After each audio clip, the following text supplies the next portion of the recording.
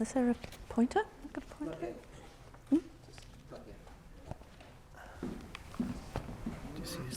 Just use the down button and up button there, or the space bar.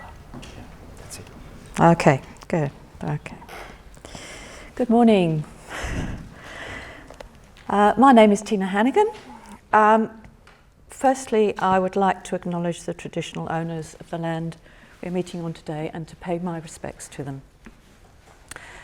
A bit about me. Originally from the UK. Did you pick the accent?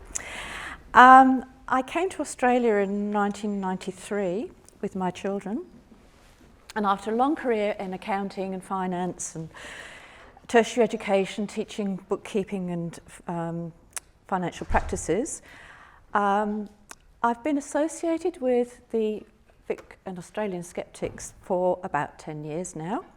I've presented a couple of times at the Great Ocean Road Skepticon on subjects such as ethical altruism, I say that carefully, and the market in non-accredited tertiary qualifications, which was something I had experience in. Post-retirement, I am now into my third year of a modern history degree.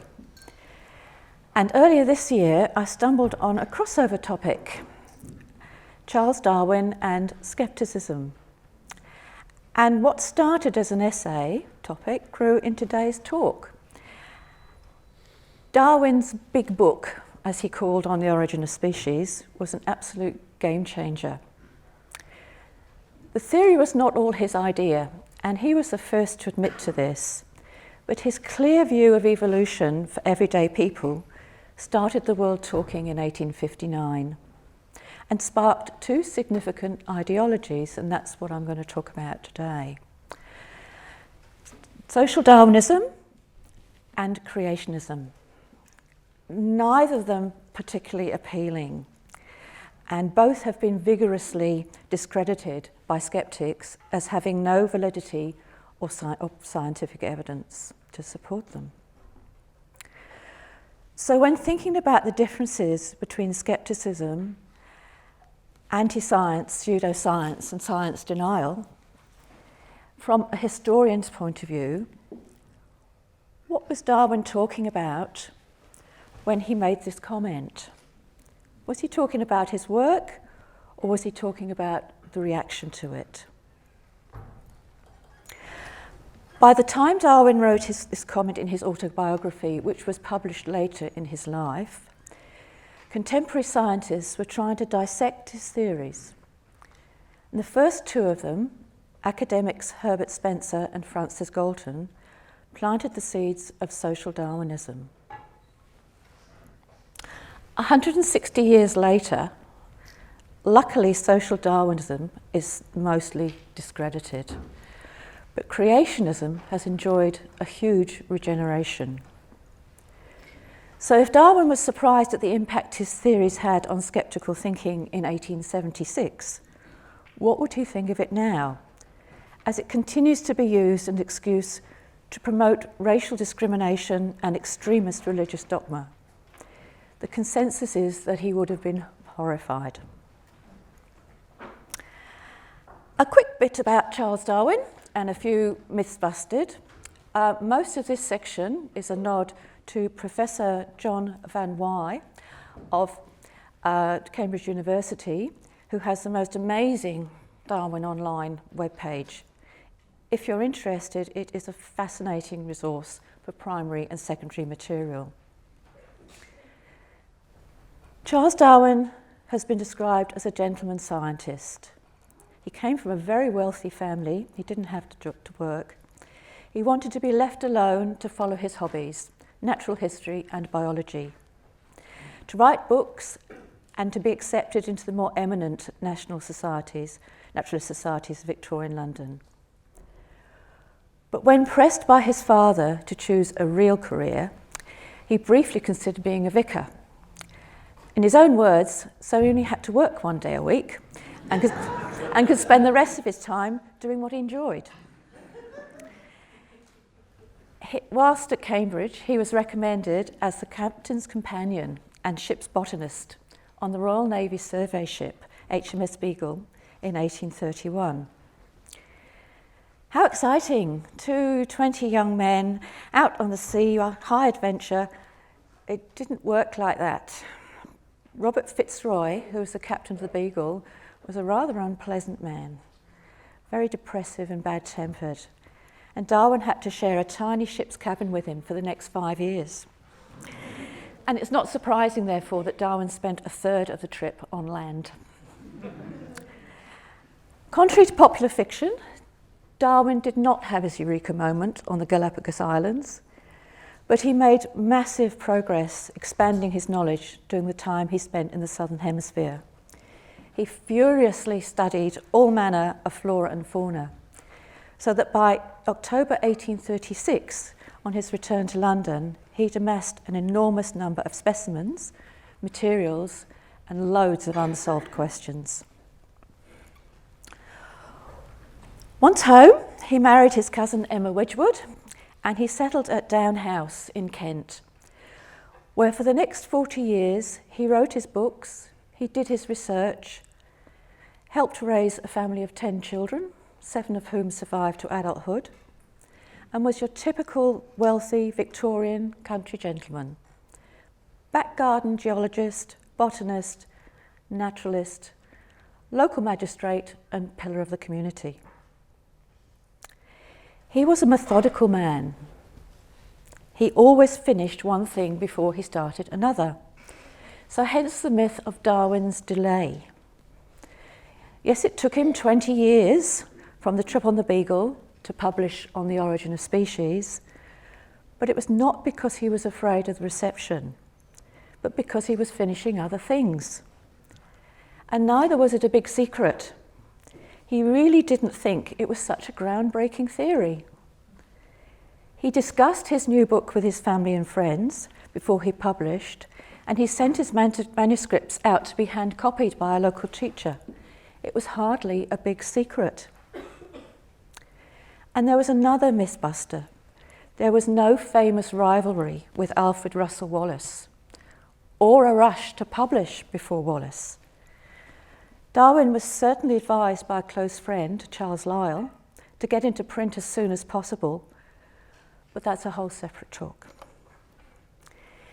His ideas formed when reading Thomas Malthus on reproduction and population, and a new work published anonymously at the time called Vestiges of the Natural History of Creation. Along with the works of Jean-Baptiste Lamarck, he formed his ideas, and this seemed to answer a lot of the questions that had been raised on his voyage and when he returned.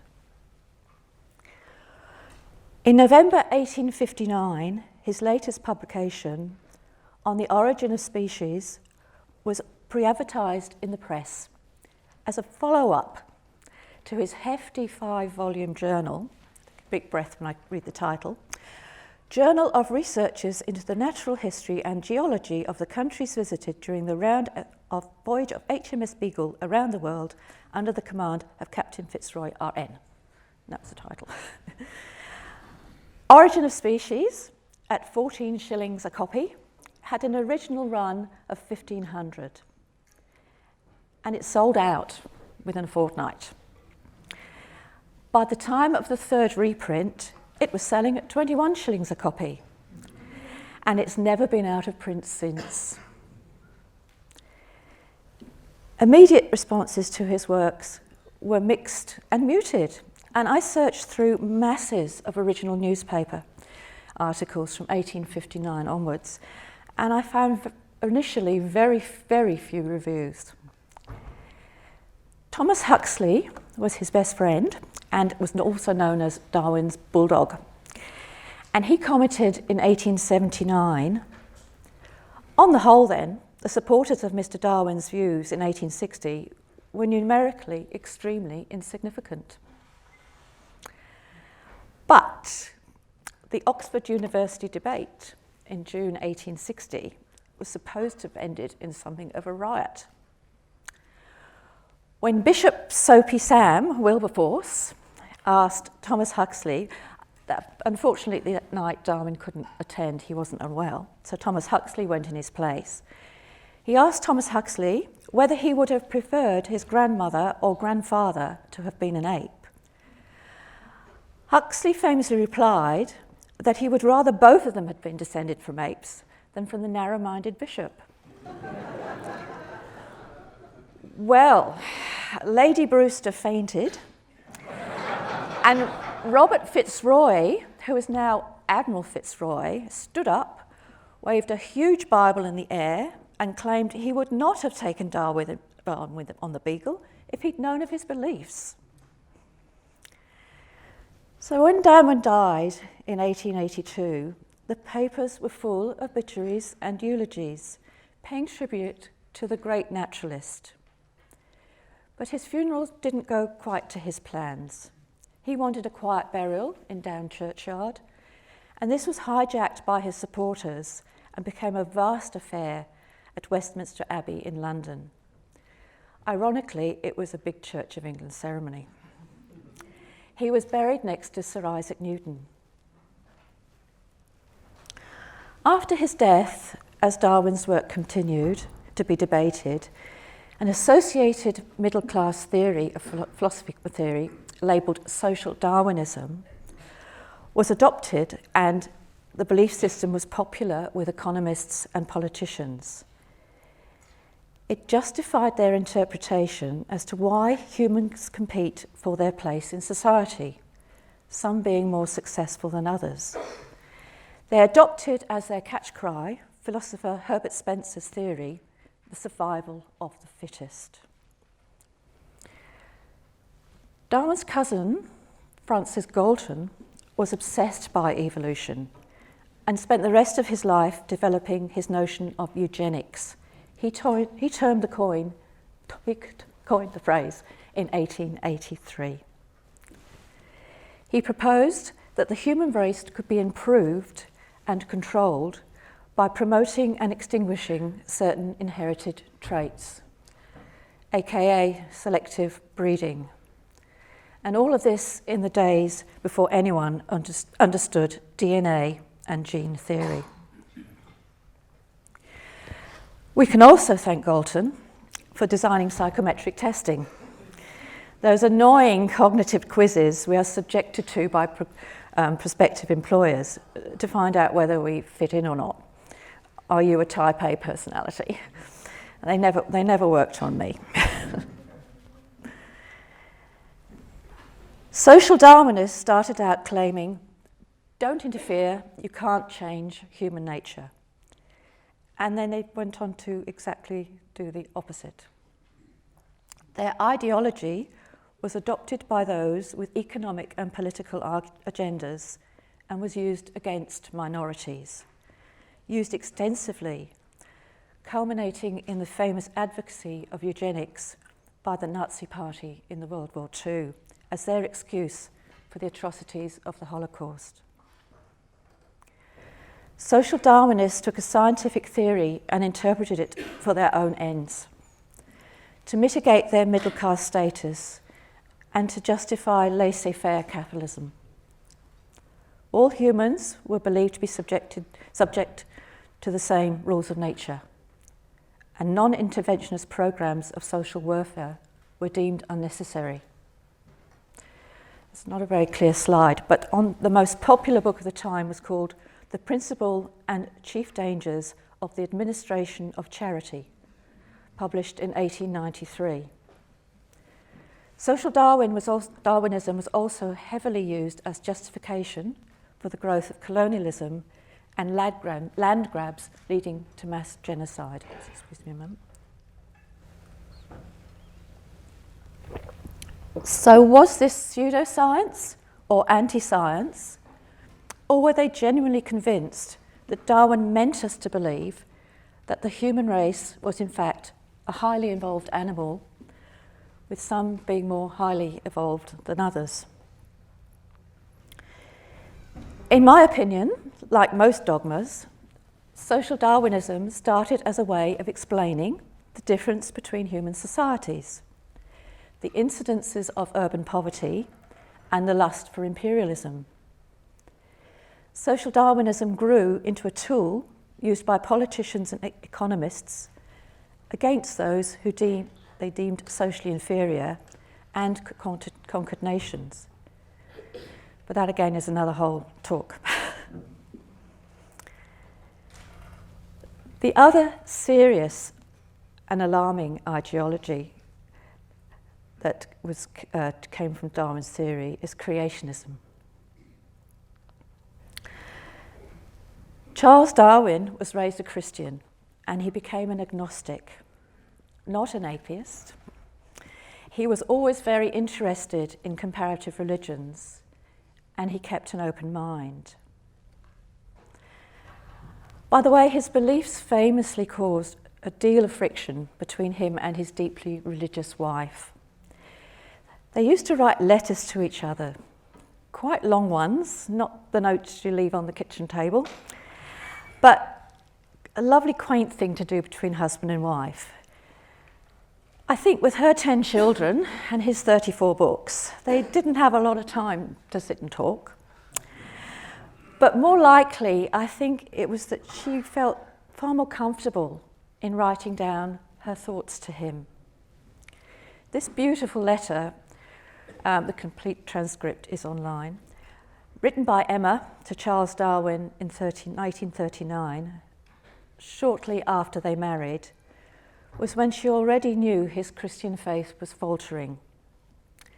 He sent it back to her with this little note written on the bottom. "When I am dead, know how many times I have kissed and cried over this CD." That was just lovely.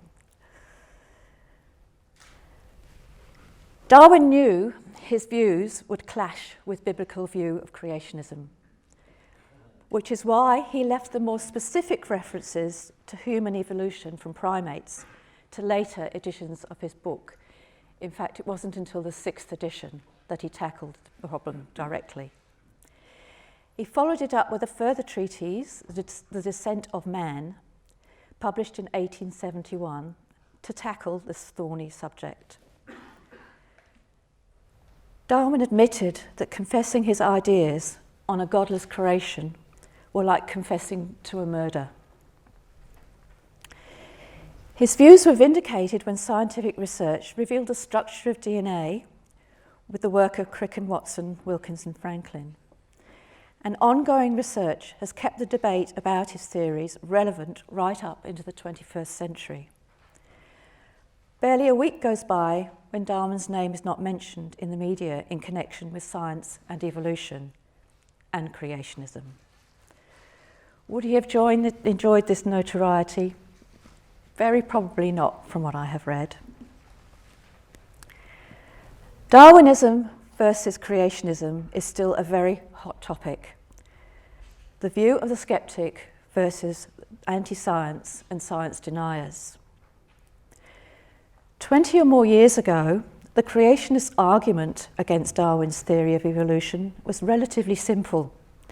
It was almost entirely based on biblical teaching. It's written in the Bible, therefore it's accurate, and Darwin is wrong. Today's hardline creationists have modified their tack. Now they attempt to fight a slightly more rational battle. They challenge alleged faulty evidence as reasons to promote their alternatives to evolution.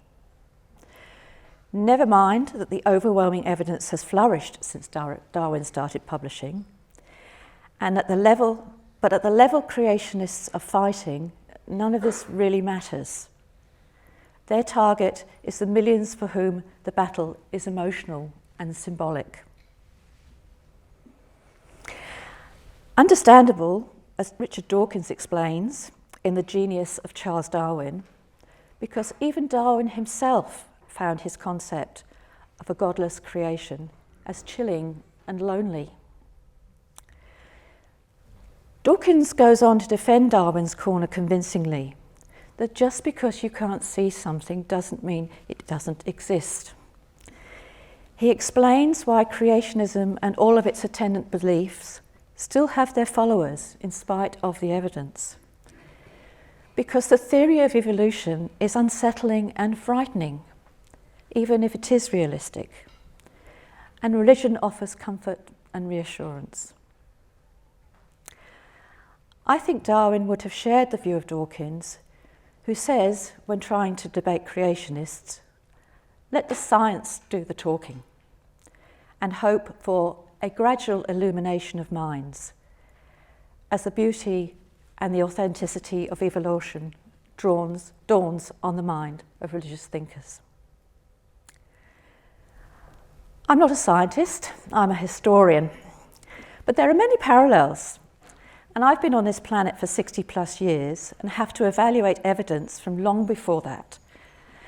And if I didn't believe the evidence of events before I could remember them, how could I hope to understand the structure of the society I live in today? Historians encounter pseudo-history, conspiracy theories, anti-history, historians don't know what they're talking about, and history deniers. I know there was a battle at Waterloo, but Napoleon won. And there are still people walking around who believe the moon landing was a hoax and that Elvis is still alive. He'd be 83. So a history skeptic is not such an unknown creature in this science-dominated arena. And incidentally, a side effect of being a mature-aged history student is that I'm now being asked to write historical essays on events that happened within my lifetime that I remember vividly, which is very disconcerting. So finally,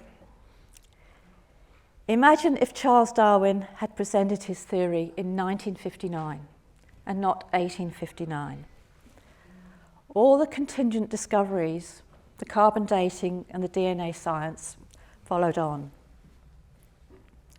Would humanity have been more or less consenting than they were in the 19th century? A scientifically provable theory that makes many people feel uncomfortable and bleak, unsettled and frightening. And isn't that what we're saying about climate change? Thank you.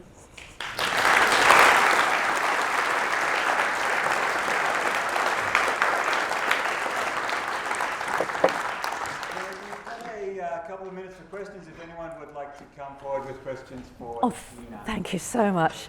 I've put my email address up there. I have a list of references as well. If anybody would like to have copies of my references, just email me. I'll leave it up there for you. All right, and remember, keep your questions brief and they must end with a question mark. Okay. Thank you very much. First off, I just want to confirm that we did in fact evolve from filthy monkey man. Now, it's a common tactic for creationists these days to conflate what we call Darwinism with eugenics and social Darwinism. And it's often uncomfortable for skeptics to embrace or learn about these things. Do you think it is important that we do learn and understand things like social Darwinism and eugenics so that we can respond to that accusation? Yes, absolutely. I do think so. One of the things that really sort of struck me was the fact that Darwin's work and his efforts and all his publications were subsequently hijacked. It was the thoughts of others, mostly after he had died, that, to my view, distorted his original ideas. Social Darwinism grew out of that, and creationism as well, and they're linked back to him. And I think without understanding the two ideologies, you don't really have a defence when arguing in favour of Darwin. Another question here. I'll set up here. Yeah. No, this is my husband. I made him promise to stand up and ask a question in case no one else did. I've noticed a lot of creationist websites denying the comment from Wilberforce about Huxley's ancestors. And they're saying that Huxley didn't write about this until 30 years after the actual event. Is there good supporting evidence that that comment did come from Wilberforce? Yes. There doesn't actually exist a transcript of that debate, but in later newspapers, about a week or so later, there was a very detailed explanation published under an anonymous name of exactly what was said, and with reference to the grandparents of the apes. Yes, it's quite well published. I wish we'd had YouTube back then, then we could have watched Lady Wildermere faint. Oh. All right, well, if there are no more questions, I think we can wrap up. Please thank Tina Hanigan. Thank you.